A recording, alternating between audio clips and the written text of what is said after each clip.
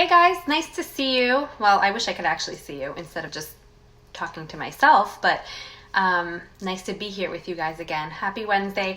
All right, so I figured today, because you guys asked me so much about my own PCOS journey, I figured I would give you guys I'll take you back into a little bit of my story with that. I'm going to try to keep this one pretty brief, which is, not easy for me, but and then I'm going to give you an update, and I'm going to share a little bit about what I did to overcome my PCOS. So if you guys haven't met me yet, my name is Tara. I'm a registered nurse, a health coach, nutritionist, and a personal trainer, and I used to have PCOS. And it's a weird thing to say it like that because most people will tell you that once you have PCOS, you always have PCOS.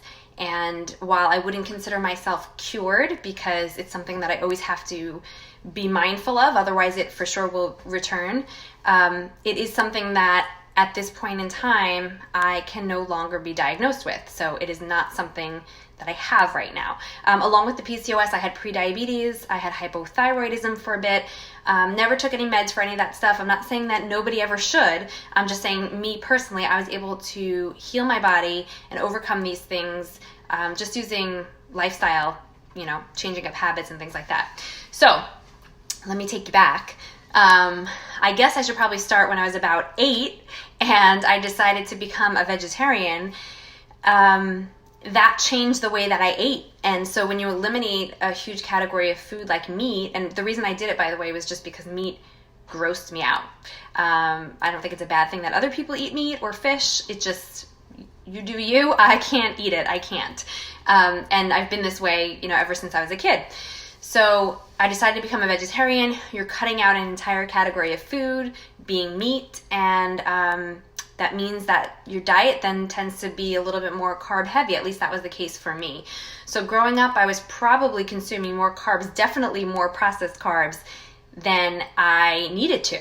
And I do think that really contributed to my body becoming insulin resistant. There's only so much that you can throw at your body that you're spiking up your blood sugar, your insulin is having to come up with it and having to deal with that. And over time, it crashes and burns. Hey, Nicole, thanks for watching. So, okay. So I'm 8, I'm a vegetarian. I'm all of a sudden eating tons more carbs.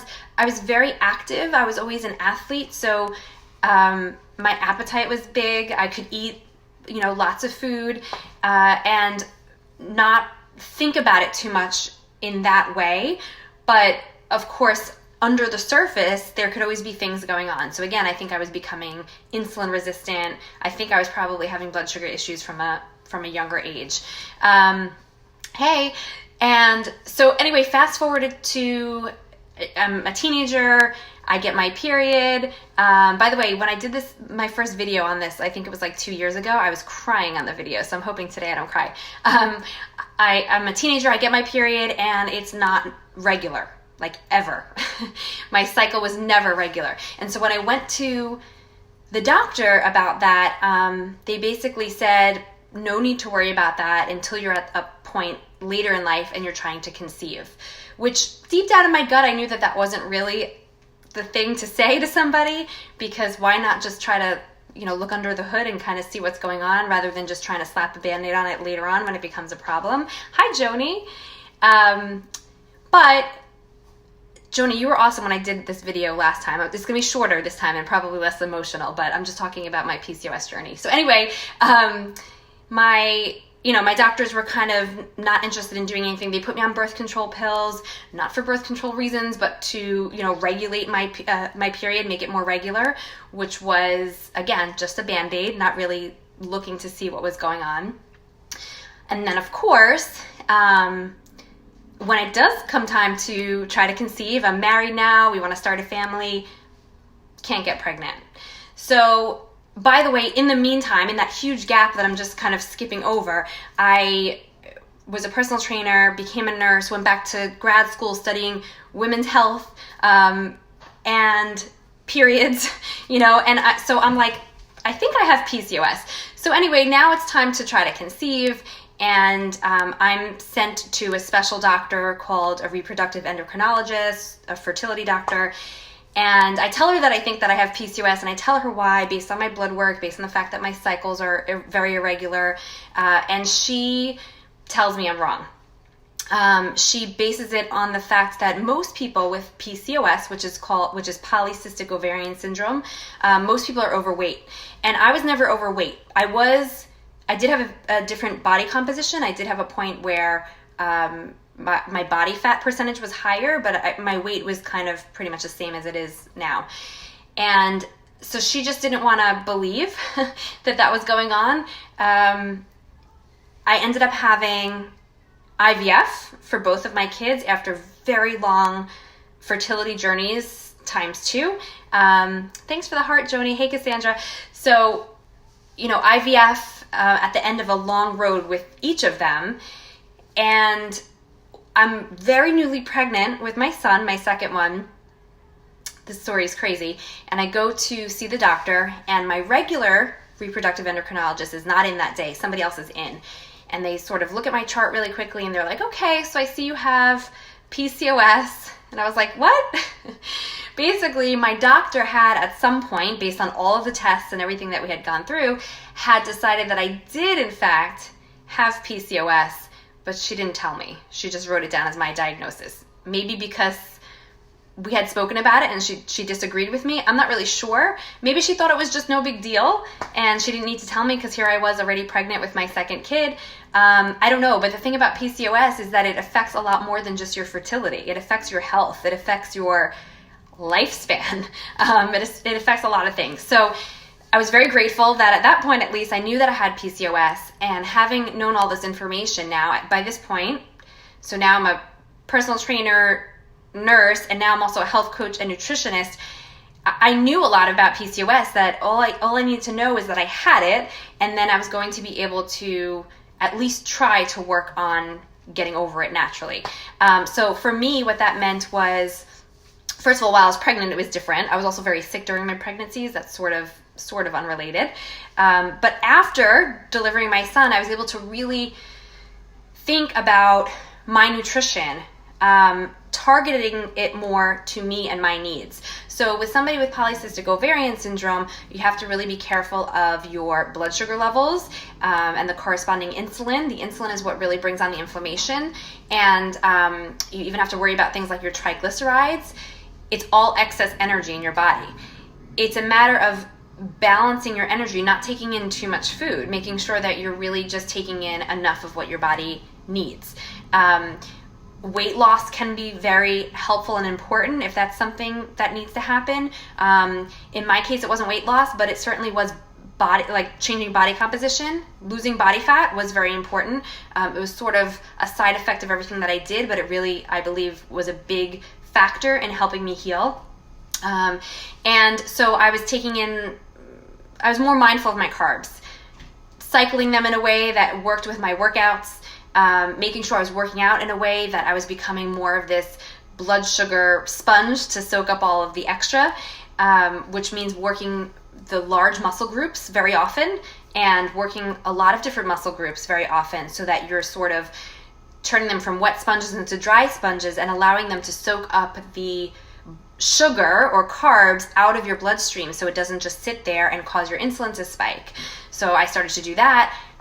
Supplements, I didn't take any targeted supplements for PCOS specifically or blood sugar specifically, but I just kept up with my regular stuff that I take, things that were targeted for my blood work specifically, like my zinc was low, so I would take zinc, and I took a multi, and probiotics, vitamin D, just stuff like that. So fitness was extremely important. The way that I worked out was very important.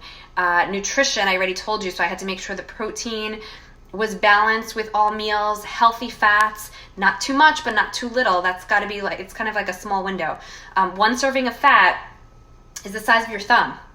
So you can see how you could very easily overdo that or underdo that. So you have to make sure that you're really on top of that stuff. Protein, vegetables, and then having carbs.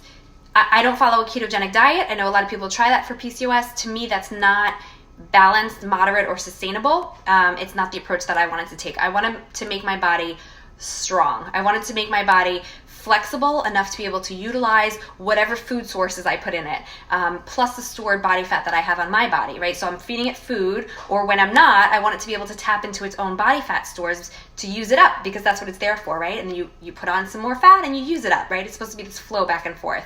So that's what I believed in. I really wanted to make my body metabolically flexible, and I did that by also playing around with the times that I ate. So I had to make sure my cortisol was in order before I can start to do, let's say, like a longer overnight fast. If you have high cortisol levels, or you have issues with your thyroid, it's not going to be a good idea to do these long extended overnight fasts, or intermittent fasting as people refer to it as. Time-restricted feeding is another way people refer to it. So I had to get all those things in order first before I could then slowly start to increase my fasting window overnight, which I typically do at least 12 hours. Sometimes I'll do it even up to like 16 hours or so, but I'm careful that my body can handle that. I feel fantastic when I do it, otherwise I wouldn't do it. So I'll go work out in the morning. If you guys watch my stories, you see that I post almost every day. I post my workouts up there. I will do everything that you see there completely fasted. Some water, I should say, not completely fasted, but I'm not eating anything before I do that. In the past, I would have been hangry, I would have been hitting the wall, not able to do all that, because it takes time for us to become metabolically flexible and fat adapted, where your body gets really good at switching over from burning the glycogen, which is your stored sugar in your body, to your own body fat. And so once you get yourself to that point, you can sort of switch over more seamlessly, and you don't hit a wall. You don't have that feeling. Now, would I ever go run a marathon without having eaten first? No, I wouldn't. But I've gotten to the point where I can do these hard workouts. I could do cardio. I could do, all the stuff that I do sort of on a regular basis without eating first. I come home, I shower, still not particularly hungry. I get my kids ready, I get them off to school, and then gradually the hunger comes on, and that's when I eat. So that could be, it could be 12 hours, 14 hours, 16 to 18 hours I do rarely. Mostly it's, I would say, like 14 hours that I go overnight fasting. Now, none of this is me giving you advice, because I don't know your specific situation, but I just know you guys asked me a lot of questions about what I did. So this is just part of what I've done. So fitness, I make sure it's a very big part of my life. Strength training to make those muscles really soak up that blood sugar. Make sure you're balancing out your veggies, your protein, your fats. Some carbs, make it work with your lifestyle. If you're very sedentary, you probably don't need as many carbs as you think that you need. Maybe, just something to consider. And then sleep. So I wasn't prioritizing sleep. Of course, when my babies were little, I really didn't have that much control over that. But now, as they've gotten older, I've been able to sleep a little bit more. They still don't love to sleep through the night every time, but it's getting better. And so sleep is a really big part of it as well, because we need to be able to balance out our hormones, keep our cortisol where it's supposed to be at, and just give our bodies that whole long shift to be able to do all of that cellular cleanup that it does. On a cellular level, strength training, all that stuff, you actually see the results of it after sleeping, right? It's like they say when kids go to sleep, you can grow an inch overnight. Not really, but that's the same thing when you're building your muscle.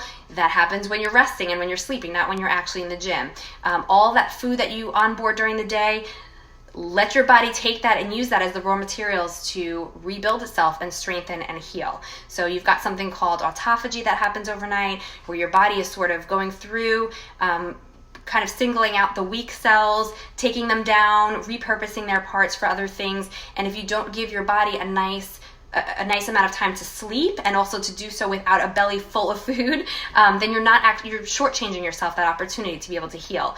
It's free, right? Sleep is free, and it's one of those tools that we all know that we need to be utilizing more, but it's so easy to say, well, we'll do better tomorrow. We want to stay up and watch Netflix, or catch up on work or whatever. I'm guilty of it too sometimes. And just prioritizing sleep is a big deal. So I would say those are the three biggies. The way I balance my nutrition, the way that I move my body, my fitness, my strength training, and sleep. I think those were the big ticket items in how I've been able to heal my PCOS.